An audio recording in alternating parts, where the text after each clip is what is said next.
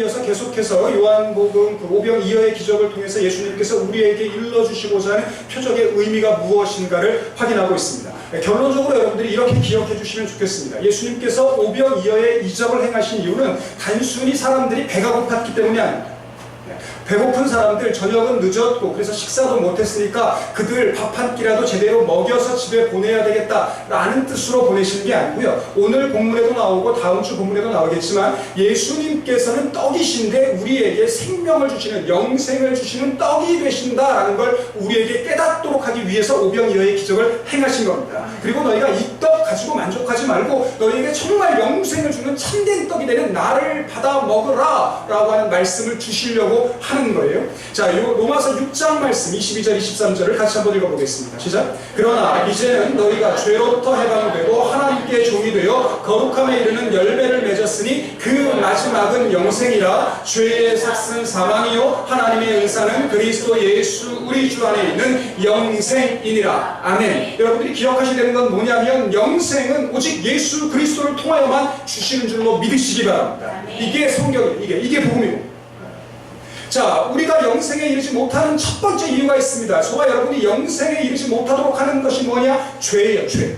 그래서 누구든지 영생을 얻고자 하면 죄 문제가 해결이 되어야 됩니다. 그런데 사람은 자신의 죄 문제를 해결할 수가 없습니다. 제일 많이 오해하는 게 뭐냐면 내가 착한 일 많이 하면 뇌죄가 없어지지 않나요? 아니요, 그건 전혀 다른 문제예요. 내가 착하게 사는 게 나쁜 일은 아니지만 여러분들이 그 어떤 착한 일을 한다고 할지라도 여러분의 죄가 없어지지 않습니다. 내가 착한 일을 많이 했기 때문에. 그러니까 착한 일을 하는 것과 죄 문제가 없어지는 건 전혀 다른 문제고 오직 우리의 죄를 사할 수 있는 유일한 분이 예수 그리스도인데 이게 그러면 구원의 전부냐? 아니라고 하는 겁니다. 죄 사함은 구원의 시작일 뿐이에요. 자, 6장 22절 말씀 보십시오. 너희가 죄로부터 해방되고, 이게 죄 사함이에요. 자, 죄로부터 해방된 다음에 그 다음에 뭐가 있어야 돼요? 하나님의 종이 되는 게 필요해요. 죄사함을 받았으면 이제는 죄의 종이 아니라 하나님의 종이 되어 살아야 됩니다. 하나님이 시키시는 일을 하며 살아야 됩니다. 그러면 하나님이 시키시는 일만 하면 되는가? 아니고 그 다음에 또 다른 단계가 있어요. 뭐가 필요해요? 거룩함에 이르는 단계가 필요해요. 우리는 흔히 생각하기를 하나님이 하지 말라고 하는 것 안 하면 된다고 생각하는데 하나님이 적극적으로 하라고 하는 일들이 있단 말이에요. 우리의 거룩함을 위해서. 그것까지 이르게 되었을 때 그때 저와 여러분에게 그 마지막으로 영생이 주어지는데 그러면 이와 같은 일들이 우리의 노력으로 이루어지는 거냐? 아니고 사도 바울은 로마서의 말씀을 통하여 로마서 8장부터 우리에게 일러주기를 그 우리의 믿음의 단계를 누가 도우시냐면 성령님이 도우신다라고 이야기합니다. 우리가 기도하지 못할 때 성령님이 우리의 기도를 도우시고 우리의 연약함을 우리가 성령님께서 아셔서 성령님께서 우리를 도우신다라고 고백하기 때문에 저와 여러분이 성령의 은혜를 구해야 되는 줄로 믿어요. 자, 이렇게 사는 사람에게 하나님 은사를 주시는데 그게 뭐냐면 영생인데 영생은 그리스도 예수 우리 주 안에만 있다고 합니다. 자, 예수님께서 이제 이 말씀을 우리에게 일러주시기 위해서 이야기하시는데요. 자, 지난 시간에도 말씀드렸죠. 자, 영생이라고 하는 건 안 죽고 계속 사는 건 영생 아닙니다. 그건 성경적인 개념이 아니라고요. 자, 영생, 그러면 이 구약 개념의 하드하야임이라고 되는데 이게 원래 의미는 다가오는 생명이라는 뜻입니다. 이 땅을 떠난 이후에 또 다른 생명이 내게 있다라는 거예요. 이 땅을 사는 동안에는 저와 여러분 죄가 다스리는 삶을 살았습니다. 그런데 만일 저와 여러분이 믿음 가운데 죄 사함을 얻게 되면 우리가 이 땅을 떠난 이후에 죄가 다스리는 삶이 아니라 하나님이 다스리시는 삶을 살게 될 줄로 믿습니다. 이게 영생이라고 하는 거예요. 영원히 사는 것과는 전혀 관계가 없습니다. 하나님이 통치하시는 것, 그래서 저는 이 영생을 영적 생명이라고 부르기도 하고 하나님의 통치, 하나님의 다스리심이라고 부르기도 합니다. 이게 이해가 되지 않으면 요한복음 3장 16절도 마찬가지고 요한복음에 나오는 영생이라는 말이 이해가 되지를 않아요. 믿음이 있으면 하나님의 통치를 받게 되고 이 땅에서 죄의 노예로서가 아니라 하나님의 통치를 받게 된다라고 하는 게 복음서의 가르치심이죠.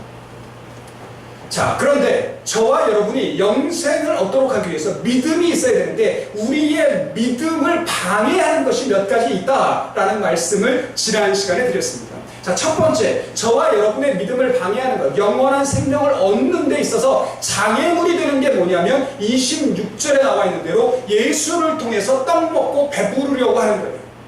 예수님이 우리에게 주시려고 하는 건 영적인 생명인데 예수를 통하여 영적 생명이 아니라 단순히 육신의 배부름을 채우려고 하는 사람들, 그런 사람들은 거룩함에 이를 수가 없습니다. 근데 그것보다 더 중요한 것, 오늘 예수님께 나아온 사람들, 저는 단순히 이 예수님께 나온 사람들이 단순히 배가 불렀기 때문에 배나 안 골아야 되겠다 그래서 왔다고 생각하지 않습니다. 지난 시간에 말씀드렸죠. 오병이어의 기적을 베푸는 그 순간 6월절 가까워 왔을 때 광야에서 50명 100명씩 앉아갖고 떡 먹는 사건을 통하여서 그들이 뭘 떠올렸다고요?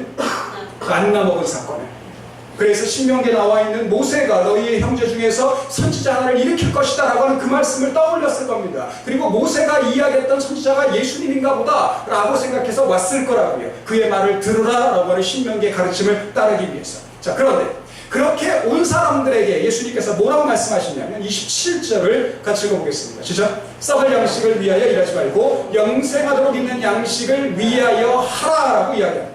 저는 이 말씀, 여기에 썩을 양식이 우리가 이 세상에서 우리가 살아가기 위해서 양식을 얻기 위하여 하는 일을 여러분들이 썩을 양식이라고 이해하지 않게 되기를 원합니다. 만약에 이 말씀을 우리가 문자적으로 받으면 직장 다니면 돼요, 안 돼요? 안 돼요. 만약에 이 말씀을 그렇게 이해를 해버리면 썩을 양식이라고 하는 게 단순히 우리의 육신이 생존하기 위해서 먹어야 되는 양식이라고 이해를 해버리면 직장 다니면 안 됩니다. 먹으면 안 돼요.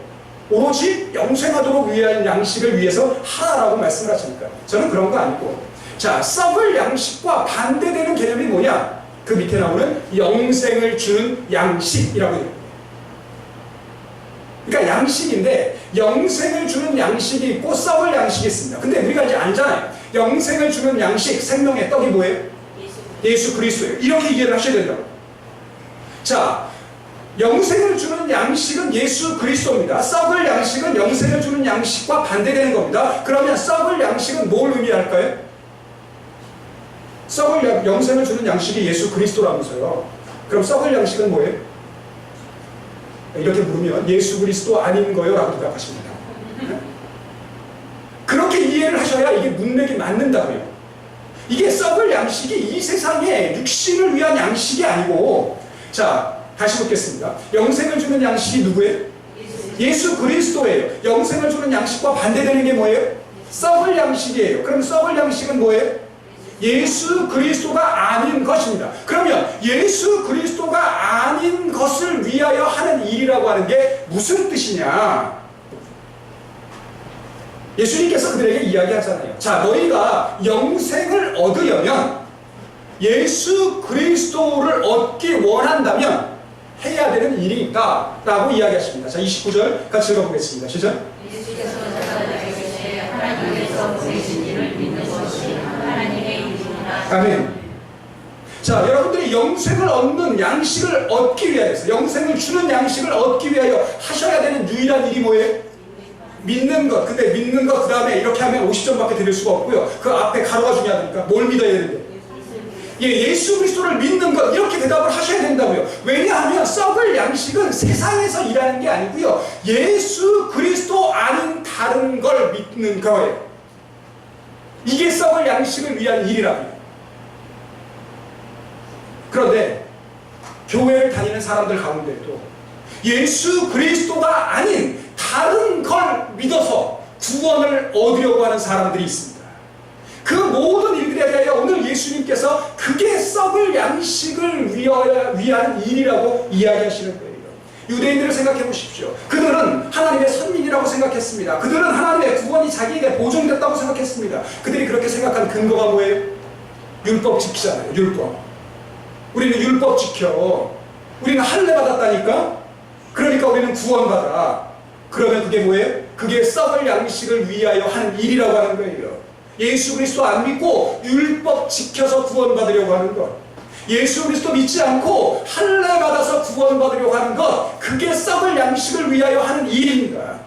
자, 유대인들만 그런 실수를 범합니까? 혹시 여러분 가운데 나는 어릴 때부터 교회 다녔고, 나는 어릴 때부터 세례 받았고, 나는 어릴 때부터 이런저런 봉사를 했고, 내가 지금까지 어려운 가운데에서도 교사도 했고 찬양대도 했고 이런저런 봉사를 했으니 나는 구원이 틀림없다 라고 생각하는 분 있습니까? 그러면 그게 썩을 양식을 위하여 하는 일이라고 하는 거예요. 만일 여러분들이 구원을 얻는다면 그건 봉사를 많이 했기 때문이 아닙니다. 만일 여러분들이 구원을 얻는다면 여러분들이 어려운 가운데서도 교회를 지켰기 때문이 아닙니다. 만일 여러분들이 구원을 얻는다면 다른 사람보다 기도를 많이 하고 성경 많이 읽고 찬양대 봉사를 많이 했기 때문이 아닙니다. 오직 그 이유는 딱 하나이지. 왜 구원받았어요? 예수 그리스도를 믿었기 때문에 구원받은 거예요. 오늘 예수님이 하시는 말씀은 그겁니다. 너희가 예수 그리스도를 믿는 것 말고는 영생을 얻는 다른 방법이 없다라는 거예요. 정리하겠습니다. 자, 영생을 주는 양식을 위한 일이 뭐냐? 예수를 그리스도로 믿는 거예요. 어떤 분들은 예수를 그리스도라고 믿지 않습니다. 오늘 유대인들도 그러잖아요. 예수를 랍비로 믿는다니까요. 예수를 선지자로 믿는다고요. 근데 예수가 그리스도라는 건 못 믿겠다는 겁니다. 썩을 양식을 위한 일이라고 하는 게 뭐냐? 예수 그리스도를 믿는 믿음 외에 다른 방법으로 구원을 얻으려고 하는 모든 노력, 모든 시도들, 그건 틀렸다라고 하는 게 오병이어의 이적을 통하여서 우리에게 예수님이 하시려고 하는 말씀입니다. 예수님께서 이제 내가 생명의 떡이다, 내가 하늘에서 내려온 떡이다 라고 이야기하니까 유대인들이 이야기합니다. 그러면 당신이 하늘에서 내려왔다고 하는 하나님의 아들이라고 하는 증거가 뭡니까? 표적이 뭡니까? 그러면서 우리 조상 모세는 하나님의 선지자라고 하는 증거로 우리에게 만나를 먹여주었습니다. 당신도 뭐 이런 것 우리에게 보여주셔야 우리가 믿을 수 있지 않겠습니까? 라고 이야기했더니 예수님께서 말씀하셨어요. 정정을 해주십니다. 만나를 모세가 줬냐? 아니라. 만나는 하나님이 주셨다는 거예요. 아버지께서 만나를 너희에게 준 것처럼 나도 아버지께서 너희에게 이제 하늘로부터 참떡을 주시는데 하나님이 너희에게 주실 떡은 만나와는 비교가 안 되는데 하늘에서 내려서 세상에 생명을 주는 것이다 라고 이야기를 합니다. 그러면서 말씀하시죠. 35절 같이 읽어보겠습니다. 시작. 예수께서 이르시되 나는 생명의 떡이니 내게 오는 자는 결코 주이지 아니할 터이요 나를 믿는 자는 영원히 목마르지 아니하리라. 믿으십니까? 정말 그렇습니까? 여러분들은 예수 그리스도를 믿으셔서 여러분의 삶에 주님도 없고 목마름도 없으십니까? 만약에 그렇게 고백할 수 있다면 너무너무 훌륭해요. 근데 우리가 이 말씀을 읽을 때마다 자꾸 불편해지잖아요. 나는 계속 주님이 있는데, 갈망이 있는데, 나에게는 목마름이 있는데, 내가 생명의 떡인 예수를 먹지 못해서 그런가? 믿지 못해서 그런가? 이런 어려움들이 있다는 말이죠. 자, 줄인다, 목마르다는 다 같은 표현입니다. 이게 반복적인, 똑같은 말을 반복함으로써 강조하는 겁니다. 내 육신에 대해서, 생명에 대해서 갈망함이 있다는 뜻입니다. 생명의 떡을 먹게 되면 내 안에 욕구가 사라진다는 뜻이 아니고요. 이 말씀은 생명에 대해서는 걱정하지 않게 된다는 뜻입니다. 생명은 주님 손이고 생명은 주님 주시는 거니까 내가 전전긍긍하지 않는다는 거예요. 굶어 죽으면 어떡하지? 목말라 죽으면 어떡하지? 이러고 걱정하지 않고 살게 된다는 겁니다. 우리에게 정말 이런 믿음이 있으면 생명은 내가 유지한다고 유지되는 게 아니고 하나님이 지키시는 거고 하나님이 은혜로 주시는 거다라는 고백이 있는 사람은 생명의 문제에 대해서 갈망하지 않게 된다라고 합니다. 예수님께서 이제 하늘에서 내려온 떡이다 라고 이야기했더니 유대인들이 예수에 대하여 수군거립니다. 오늘 첫 번째로 여러분들에게 드리고 싶은 말씀이 여기 있었습니다. 자, 예수를 생명의 떡으로 받아들이는 사람, 생명을 맡겨드렸기 때문에 갈망도 배고픔도 목마름도 없다라고 이야기하는데 반대로 생명을 하나님께 맡겨드리지 못한 사람의 특징이 뭐냐면 수군거리며 산다는 거예요. 수군거린다라는 말, 고기죠 라고 하는데 이게 원래요 비둘기가 구구구구구 이런 소리예요. 여기서 유래한 건데 이렇게 계속해서 툴툴툴 대는 겁니다. 오늘 말씀을 준비하면서 제가 영적인 상태가 괜찮으면 상황이나 조건 때문에 구구거리지 않아요. 근데 내 믿음이 하얀 곡선을 타기 시작하면 뭐 그렇게 불평스러운 게 많은지 모르겠습니다. 날씨가 너무 더워서 짜증나요. 근데 제 생각했다는 게 없어요. 한 4개월만 지나고 나면 제가 뭐라 그럴 것 같아요? 너무 추워서 못 살겠다 진짜.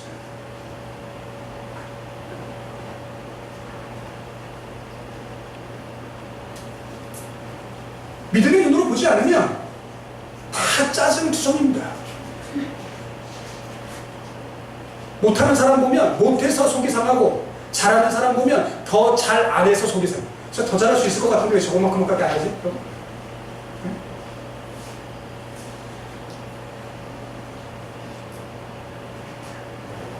믿음 없는 사람, 수군거립니다.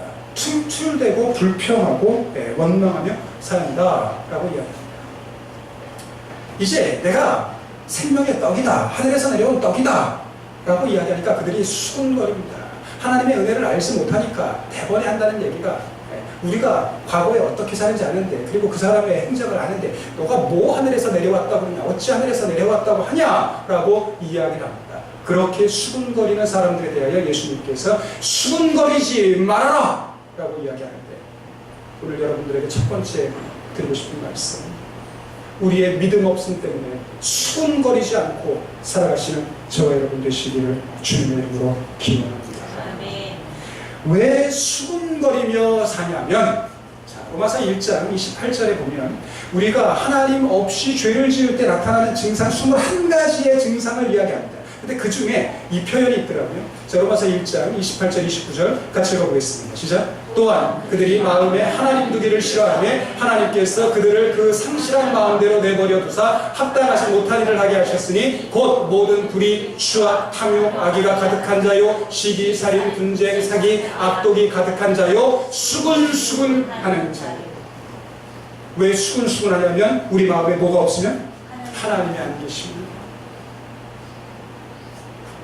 말씀을 묵상하는 가운데 하나님이 안 계신다는 게 뭐냐면 은혜를 기대하지 못하는 겁니다. 하나님 없는 삶, 은혜 없는 삶은 수군수군할 수밖에 없습니다. 왜냐하면 내 능력만, 내 의지와 내 힘만 가지고 이 세상을 살기에는 너무너무 어려운 일이 많습니다. 내 뜻대로 안 되는 일이 너무너무 많다고요. 여러분은 어떻게 생각하실지 모르겠지만 요즘 제가 제일 많이 어렵다고 느끼는 게 뭐냐면 사람의 마음을 얻는 일입니다. 그 사람의 마음을 좀 감동시켜서 변화를 좀 주면 좋겠는데 어쩜 저렇게 말을 안 들을까? 그래서 막 화가 날 때도 있고 정말 원망이 나올 때도 있습니다. 근데 이제 제가 그런 짓을 그만하기로 했다니까요. 왜냐하면 어느 날 제 자신을 바라보고 있는데 제 마음도 제 뜻대로 안 되더라니까요. 다른 사람의 마음은 고사하고 내 마음도 내 뜻대로 안 돼요. 그나마 유일하게 되고 있는 게 뭐냐? 살 빼는 거 하나 됩니다. 딱 좀.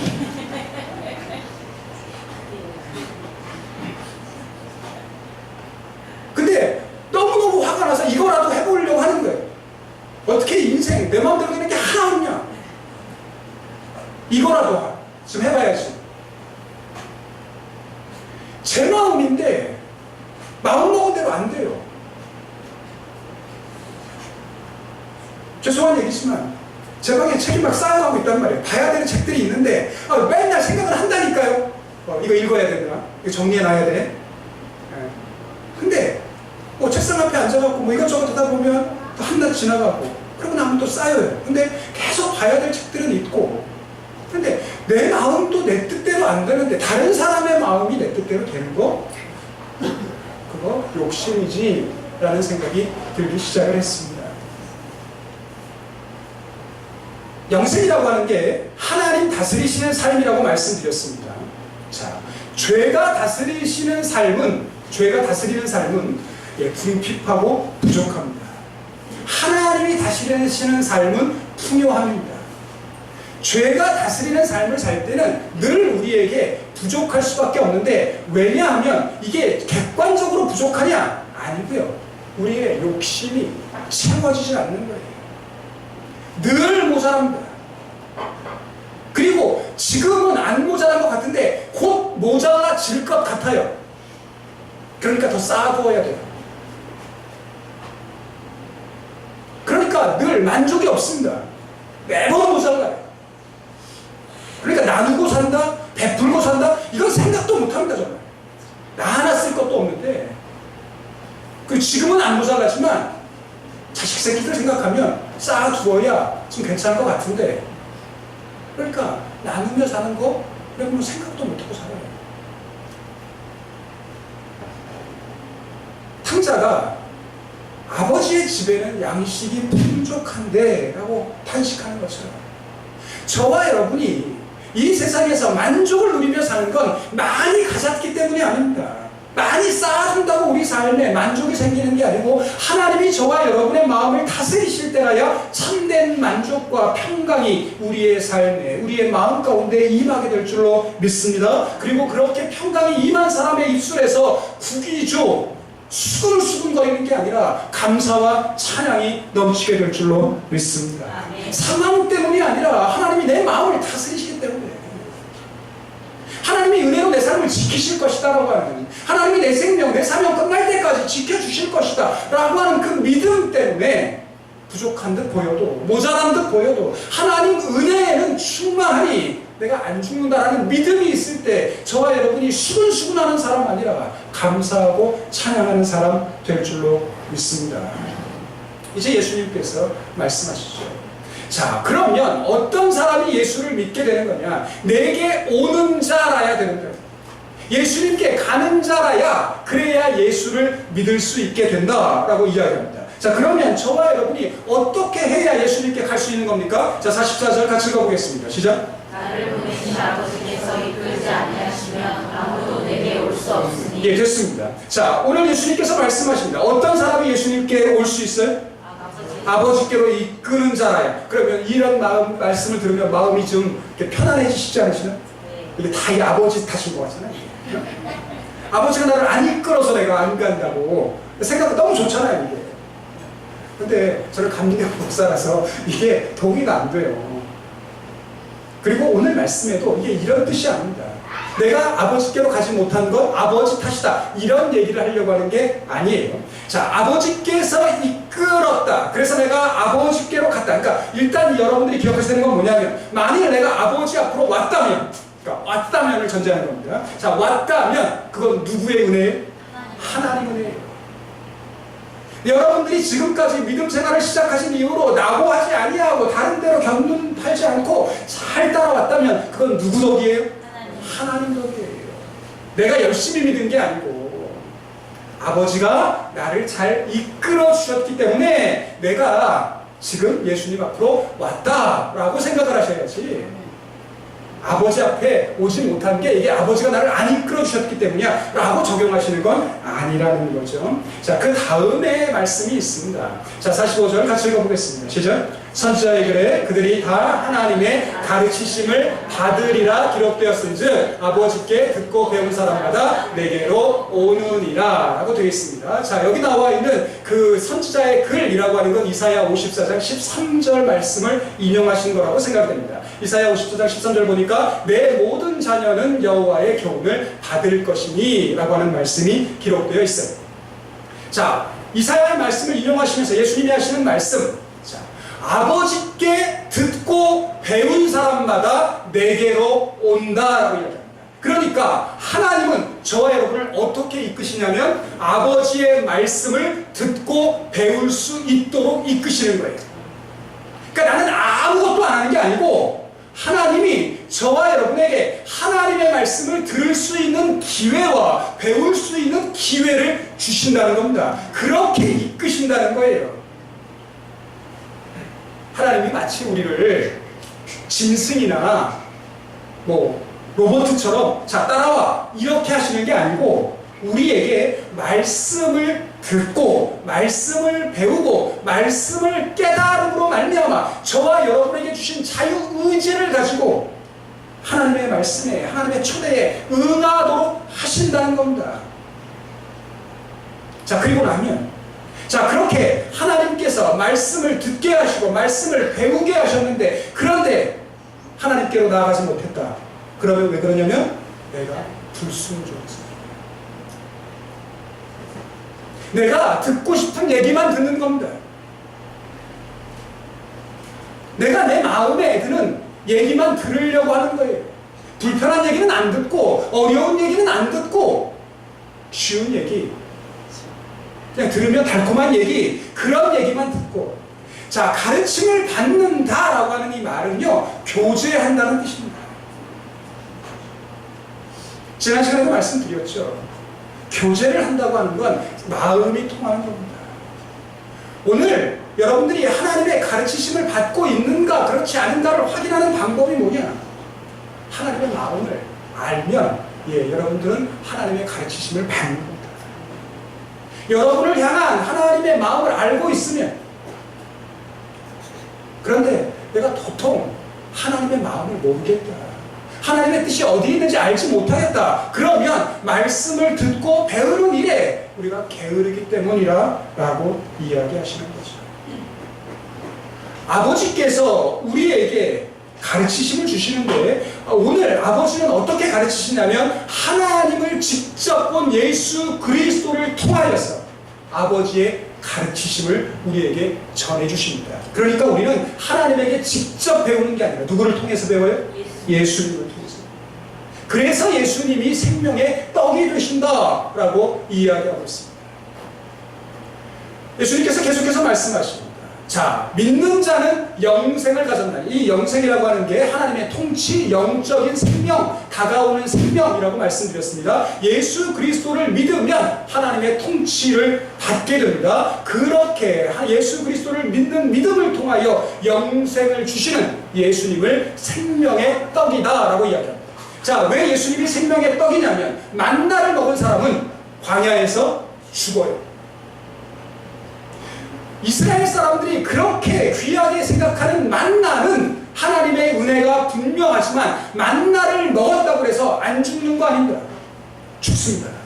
그런데 생명의 떡이신 예수 그리스도를 통하여 우리에게 주시는 생명은 영원하다라고 이야기하시죠. 자, 그러면서 말씀하십니다. 하늘에서 내려오는 떡인 나는 사람으로 하여금 먹고 죽지 아니하게 하는 것이다 라고 이야기하는데, 이게 육신적으로 영원히 산다 이런 뜻이 아니고요, 이게 아포탄에 그러면 죽게 될 운명을 벗어나게 된다라는 거예요. 그래서 아까 말씀드렸던 로마서 6장 23절에 있는 말씀, 죄의 삭은 사망인데 저와 여러분이 예수 그리스도를 통하여 사망에 이르는 운명에서 벗어나 생명으로 옮기게 된 줄로 믿으시기 바랍니다. 이게 복음이에요. 예수 없으면 우리는 죄 때문에 사망에 이를 수밖에 없었는데 예수 그리스도로 말미암아 우리가 영원한 생명을 얻었다라는 거죠. 결론적으로 예수님께서 말씀하십니다. 자, 나는 하늘에서 내려오는 떡이고 사람으로 하여금 먹고 죽지 않게 하려는 것이다 라고 이야기하고, 그리고 나는 살아있는 떡인데, 생명을 주는 떡인데 너희가 이 떡을 먹으면 영생하리라 라고 이야기합니다. 자, 한 말씀만 더 드리고 말씀드리죠.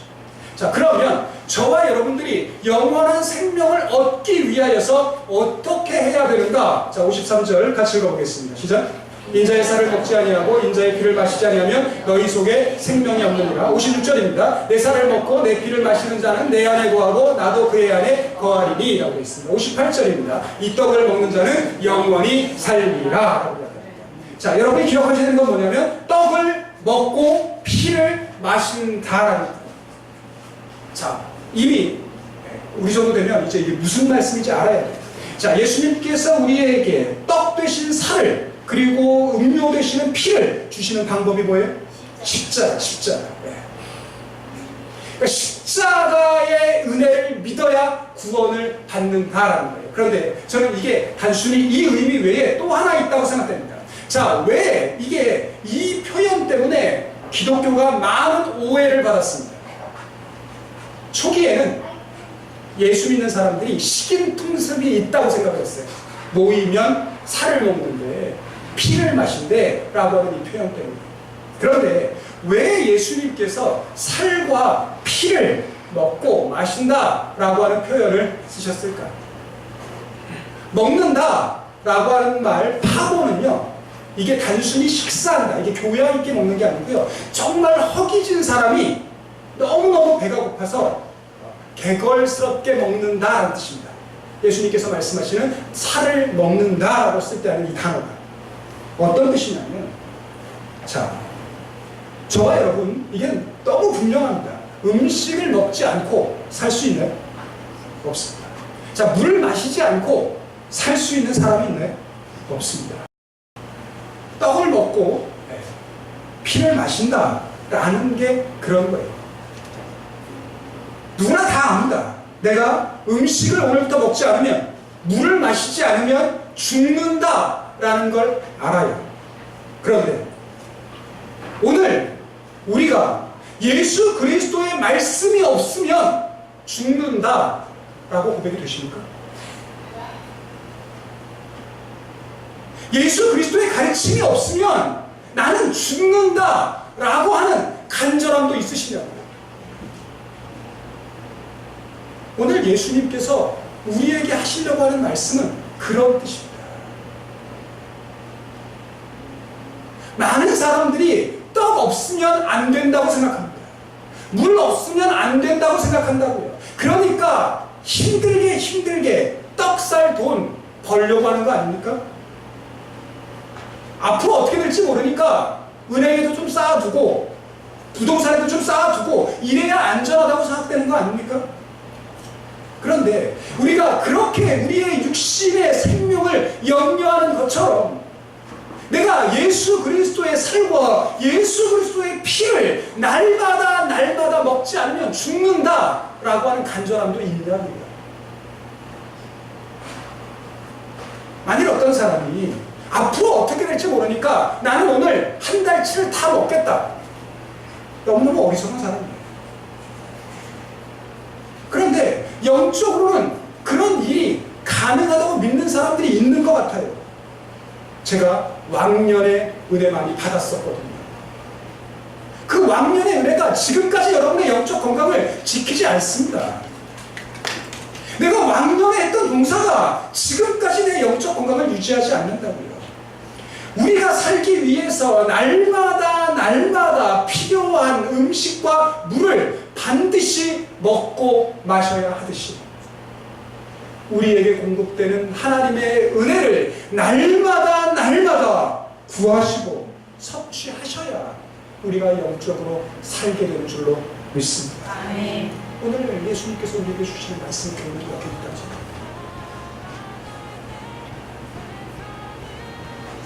예수 그리스도가 하늘에서 내려온 하나님께서 저와 여러분을 살리시기 위하여 주신 생명의 떡이라는 사실을 믿으시기 바랍니다. 아멘. 하나님의 영적인 생명, 하나님의 통치는 우리의 노력이나 우리의 봉사나 우리의 헌신이 아니라 오직 예수를 그리스도로 믿는 믿음으로만 얻을 수 있다는 사실을 깨닫게 되시기를 바랍니다. 아멘. 믿음이라고 하는 게 뭐냐? 날마다 예수의 살을 먹고 예수의 피를 마시는 일입니다. 이 일이 뭘 의미하는가는 다음 주에 말씀을 드리도록 하고 오늘 우리에게 기억됩니다. 우리가 살기 위해서는 반드시 예수 그리스도의 살과 피가 필요하다 깨달으시고 날마다 예수 그리스도의 살과 피를 먹는 은혜를 구하는 삶을 살아가시는 저의 분들 다 되시기를 주님의 이름으로 기원합니다.